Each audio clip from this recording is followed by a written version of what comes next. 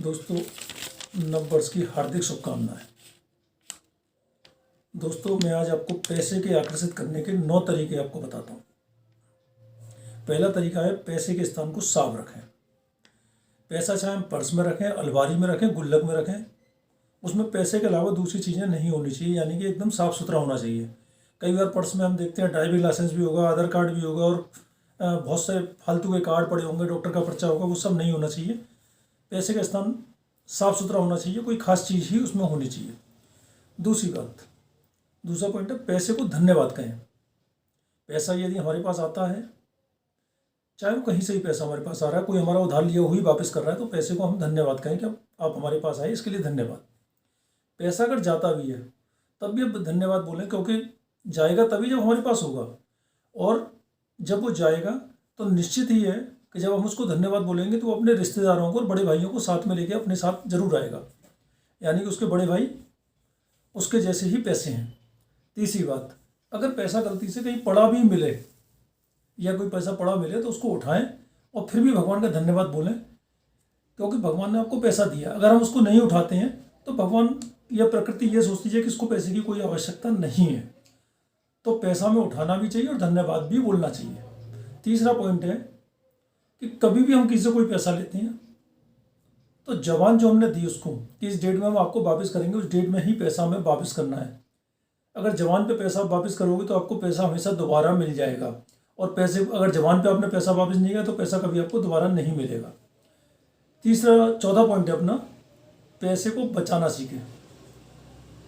होता क्या है कि आज हमें जो भी शौक है, अगर हमारी 10,000 की तनख्वाह और हम 1,000 की उसमें दारू पीते हैं, तो अगर हमारी कल 1 लाख की तनख्वाह हो जाएगी तो हम 10,000 की उसमें दारू पी जाएंगे। यही तरीके में अगर हम कोई और गलत काम करते हैं या जुआ खेलते हैं, तो आज जो हम 1,000 का जुआ खेल रहे हैं वो 10,000 का खेलेंगे। अगर हमें बचाने की आदत पड़ी हुई है तो आज जब हम 1,000 बचा रहे हैं, तो अगर हमारी तनख्वाह 1 लाख हो जाएगी तो हम जो है 10,000 बचाना सीख जाएंगे। तो हमें हमेशा पैसे बचाना सीखना है, और वैसे नियम है कि बचाने के लिए पैसे को कम से कम 20% हमें बचाना चाहिए। चौथा पॉइंट है कि बचाए हुए पैसे को इन्वेस्ट करें। अब जो हमने पैसा बचाया, अगर हमने 20% पैसा बचाया तो 5 महीने बाद हमारी जो है 5 महीने बाद हमारी पैसा एक सैलरी के बराबर हो जाता है।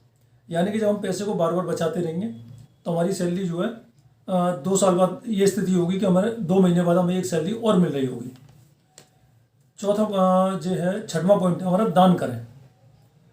दान करने का मतलब है कि हमने जो भी हम दान करेंगे वो हमें बढ़ के मिलेगा। ये प्रकृति हमसे जो भी चीज़ लेती है, अगर हम एक गेहूं का दाना डालते हैं तो हमें बहुत सारा गेहूं मिलता है। अगर हम एक आम की गुठली डालते हैं तो हम हज़ारों की तादाद में, करोड़ों की तादाद में आम मिलती हैं। जो भी चीज़ हम इस प्रकृति को देंगे वो चीज़ हमें भरपूर मात्रा में मिलेगी। तो पैसे का ये दान करते हैं तो पैसा हमें दान के बाद ज़्यादा मात्रा में मिलेगा। सातवां पॉइंट है, कभी किसी पैसे वाले से ना चिढ़ें।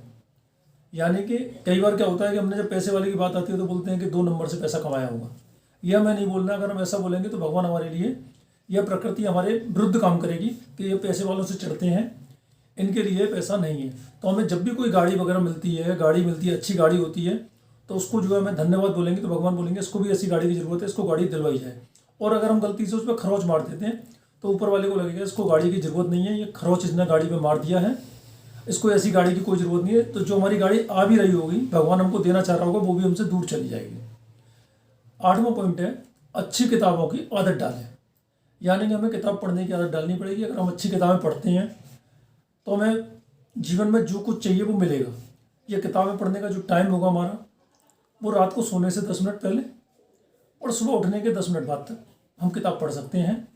और विशेष ध्यान ये रखें कि जब सरस्वती जी की कृपा हम पे होगी तो लक्ष्मी जी अपने आप ही आएंगी।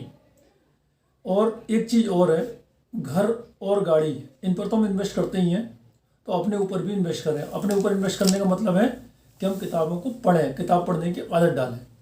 9वां पॉइंट है, गोल सेट करें। यानी कि हमें क्या क्या चाहिए, इस साल हम क्या क्या पाना चाहते हैं। जब हम उसको सेट करेंगे तो हमारे दिमाग में उसको पाने के तरीके आएंगे, और उस पाने के तरीके को जब हम यूज करेंगे तो हम निश्चित है कि उस गोल को हम पा लेंगे। अब एक लास्ट में एक छोटी सी कहानी सुनाता हूँ।